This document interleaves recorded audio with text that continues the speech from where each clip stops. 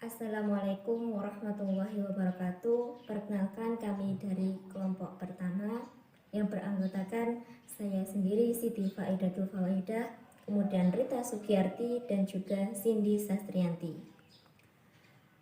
Kami di sini akan membahas mengenai konsep, prinsip dan juga hubungan TIK dengan materi pembelajaran PAI atau Pendidikan Agama Islam. Yang saya bahas pertama adalah mengenai konsep TIK itu sendiri. Kata teknologi itu berasal dari bahasa Yunani, yaitu techne yang berarti keahlian dan logia yang berarti pengetahuan. Jadi teknik dalam pengertian sempit itu mengacu pada objek benda yang digunakan untuk kemudahan aktivitas manusia seperti mesin, perkakas, dan juga perangkat keras maupun perangkat lunak. Jadi teknologi itu sendiri adalah cara di mana kita menggunakan ilmu pengetahuan baik berupa perangkat keras maupun perangkat lunak yang dapat memecahkan suatu masalah dan mencapai tujuan tertentu. TIK itu adalah singkatan dari Teknologi Informasi dan Komunikasi. Nah, menurut salah satu ahli, yaitu menurut Eric Dishon, teknologi informasi dan komunikasi adalah kebutuhan manusia yang di dalam itu mengambil, memindahkan, mengelola, dan memproses informasi-informasi dalam konteks sosial yang menguntungkan diri sendiri dan masyarakat secara keseluruhan. Terus dalam TIK itu sendiri itu mencakup dua aspek, yaitu teknik informasi dan teknik komunikasi. Teknik informasi adalah meliputi segala hal yang berkaitan dengan proses penggunaan sebagai alat bantu manipulasi mengelola informasi-informasi. Sedangkan dari teknik komunikasi adalah segala hal yang berkaitan dengan menggunakan alat bantu untuk memproses dan mentransfer data dari perangkat yang satu ke lainnya. Jadi teknologi informasi dan teknologi komunikasi adalah suatu padanan yang tidak terpisahkan yang mengandung pengertian luas tentang segala kegiatan yang berkaitan dengan pemrosesan, manipulasi, pengelolaan, dan juga mentransfer atau pemindahan informasi antar media. Kemudian dari TIK itu sendiri mempunyai dua ruang lingkup. Yang pertama, teknologi informasi adalah meliputi segala hal yang berkaitan dengan pemrosesan tadi dan penggunaan sebagai alat bantu manipulasi dan mengelola informasi. Nah, itu teknologi informasi itu bukan hanya menjadi informasi yang dapat dicerna oleh manusia saja, tetapi kita itu bisa mengakses setiap waktu. Ia juga menjadi informasi yang kita perlukan dalam kehidupan sehari-hari. Nah, yang kedua, teknologi komunikasi adalah segala hal yang berkaitan dengan penggunaan alat bantu untuk memproses dan mentransfer data dari perangkat yang satu ke lainnya. Nah, contohnya itu bisa berupa komputer, handphone atau HP, kemudian internet, kemudian dari notebook atau laptop, deskbook, kemudian ada MP4 atau MP4 player. Nah, kemudian dari TIK sendiri itu mempunyai dua peranan.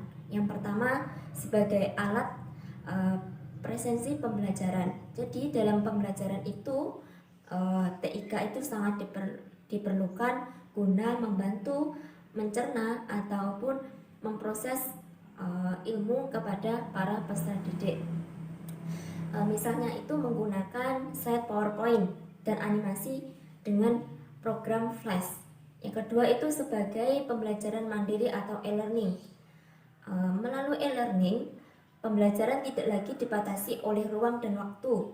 Belajar dapat dilakukan kapan saja dan di mana saja. Manfaat TIK itu sendiri dalam rangka mendukung pelaksanaan pembelajaran adalah meningkatkan kualitas pembelajaran, kemudian memperluas akses terhadap pendidikan dan pembelajaran, kemudian membantu memfasilitasi ide-ide abstrak kita, mempermudah pemahaman materi yang sedang dipelajari, menampilkan materi pembelajaran menjadi lebih menarik. Yang terakhir adalah memungkinkan terjadinya interaksi antara pembelajaran dengan materi yang sedang dipelajari.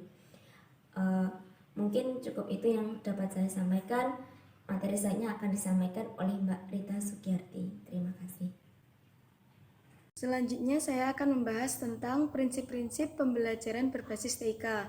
Prinsip-prinsip pembelajaran TIK yaitu yang pertama, efektif dan efisien dalam pembelajaran, karena ICT yang digunakan adalah teknologi yang bisa membuat pembelajaran itu menjadi efektif dan efisien. Yang kedua, optimal pada saat dilakukan pembelajaran, di mana kecakupan leluasannya, modern, dan lain sebagainya.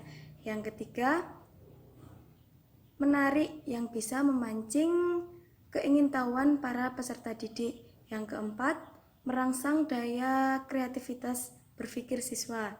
Yang kelima, mempertimbangkan karakteristik peserta didik, pendidik, dan tenaga kependidikan dalam pembuatan keputusan TIK. Yang keenam, dirancang untuk memperkuat minat dan motivasi pengguna untuk menggunakannya semata-mata untuk meningkatkan dirinya, baik dari spiritual, sosial, dan ragawi. Baik, yang selanjutnya yaitu tentang hubungan TIK dengan PAI. Pendidikan agama Islam merupakan salah satu mata pelajaran pokok dari sejumlah mata pelajaran yang harus ditempuh oleh peserta didik. Dalam pembelajaran PAI berbasis TIK dapat merubah banyak hal, termasuk dalam dunia pendidikan, tergantung bagaimana kita menggunakannya. Jadi kita harus sebijak-bijaknya dalam penggunaan teknologi informasi dan komunikasi. Pada prinsipnya, penggunaan TIK itu tidak dilarang karena dianjurkan dalam Islam, selagi untuk kebaikan dan kemaslahatan. Jika melenceng dari hal tersebut, tentu saja tidak diperbolehkan, apalagi jika mengarah kepada kemaksiatan. TIK sendiri merupakan suatu program yang digunakan sebagai alat bantu manipulasi dan menyampaikan informasi. Hubungan atau pengaruh TIK sangat penting karena dapat mempermudah proses pembelajaran dalam mencari informasi, pengelolaan, dan transfer ilmu dalam mengembangkan kemampuan berpikir siswa. Dapat mengembangkan keterampilan dalam bidang TIK untuk kelancaran proses belajar. Dapat juga meningkatkan profesional guru dalam penggunaan TIK khususnya dalam pelajaran PAI, serta menjadikan pembelajaran dapat kreatif dan dinamis sehingga siswa dapat termotivasi untuk selalu ingin tahu dalam pembelajaran PAI. Ya, selanjutnya akan saya bahas mengenai hasil wawancara yang saya lakukan mengenai pembelajaran daring, apakah sudah menggunakan TIK ataupun teknologi informasi yang digunakan dalam pembelajaran, dan menggunakan TIK apakah itu dalam pembelajaran. Nah, berdasarkan hasil wawancara yang saya lakukan kemarin pada salah satu guru madrasah ibtidaiyah, bahwasanya dalam masa pandemi ini dengan pemanfaatan TIK ataupun teknologi informasi komunikasi dapat memudahkan proses pembelajaran setiap harinya, di mana kegiatan pembelajaran yang dilakukan dengan menggunakan bantuan TIK berupa HP maupun ponsel, yang di dalamnya terdapat media sosial WA dan juga YouTube sebagai penyalur informasi dari para guru kepada peserta didik.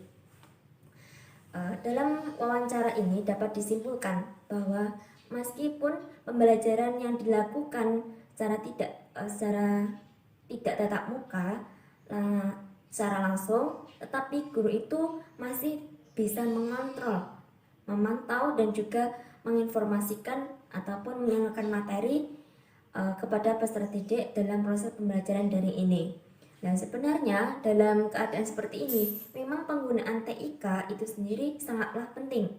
Guru dapat memantau proses pembelajaran baik teori maupun prakteknya dalam pembelajaran PAI khususnya melalui HP dengan mengirim hasil penugasan dengan foto ataupun video sesuai materi yang disampaikan.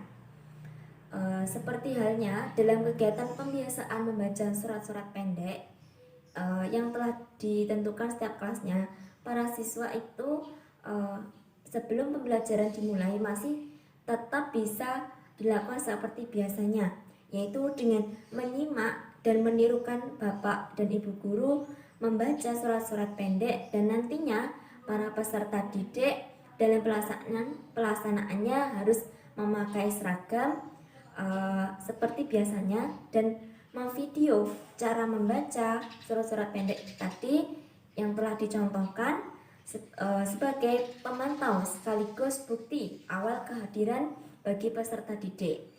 Selain itu, dalam contohnya pula, dalam guru itu dalam pembelajaran PAI dengan materi sholat fardu, setelah menyampaikan penjelasan mengenai materi, guru itu menyuruh para peserta didik untuk mempraktekkan sholat subuh, dan bacaannya itu bisa direkam ataupun di video, kemudian dikirim ke salah satu guru pengampu sebagai bukti penugasan praktek, dan nantinya akan digunakan sebagai penambahan nilai dalam materi ataupun mapel tersebut. Nah, di sini saya akan menyampaikan tentang hasil wawancara kepada peserta didik jenjang sekolah dasar. Mengenai peserta didik zaman sekarang ini apakah sudah menggunakan TIK? Jawabannya adalah sudah menggunakan TIK. Karena pada saat ini dan kondisi saat ini peserta didik banyak menggunakan TIK, yaitu HP. Dengan HP tersebut, peserta didik dapat mencari informasi, belajar dengan HP melalui WA Group. Guru memberikan tugas melalui WA Group dan peserta didik itu menerima dan mengerjakannya, dan dibatasi waktu kurang lebih sehari. Setelah selesai mengerjakan tugas tersebut, peserta didik diharap mengumpulkan tugasnya. Guru juga memberikan video melalui WA Group tersebut dan peserta didik disuruh mereview. Berdasarkan hasil wawancara yang telah saya lakukan di lingkungan sekitar saya dengan salah satu siswa SMN 1 Wadungan yang bernama Fathur Rohim yang sekarang kelas 9, berkaitan dengan penggunaan teknologi informasi dan komunikasi dalam proses pembelajaran, terutama pada mata pelajaran pendidikan agama Islam. Menurutnya, di sekolahannya itu sudah memanfaatkan media berbasis TIK itu dengan sebaik-baiknya, karena pada dasarnya ada mata pelajaran tentang teknologi informasi dan komunikasi itu sendiri.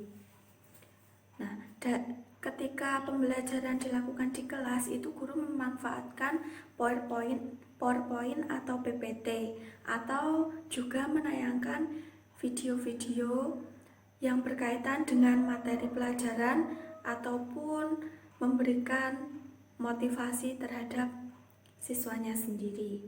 Hal itu dimaksudkan agar dapat menarik perhatian siswa sehingga siswa tidak cepat merasa bosan. Tetapi pada saat situasi pandemi seperti ini yang mengharuskan semuanya tetap di rumah saja, itu dilakukan pembelajaran secara online atau daring. Di sini siswa menerima materi pelajaran melalui HP atau gadget mereka. Terkadang dengan hal itu siswa juga merasa jenuh, tidak ada pembelajaran secara langsung, tetapi tidak mau harus melakukan proses pembelajaran secara online itu sendiri agar materi pelajaran tetap dapat tersampaikan sehingga mampu mencapai tujuan pembelajaran yang telah ditetapkan. Demikian itu yang dapat kami sampaikan. Apabila ada kurang lebihnya, kami mohon maaf yang sebesar-besarnya. Akhir kata, wassalamualaikum warahmatullahi wabarakatuh.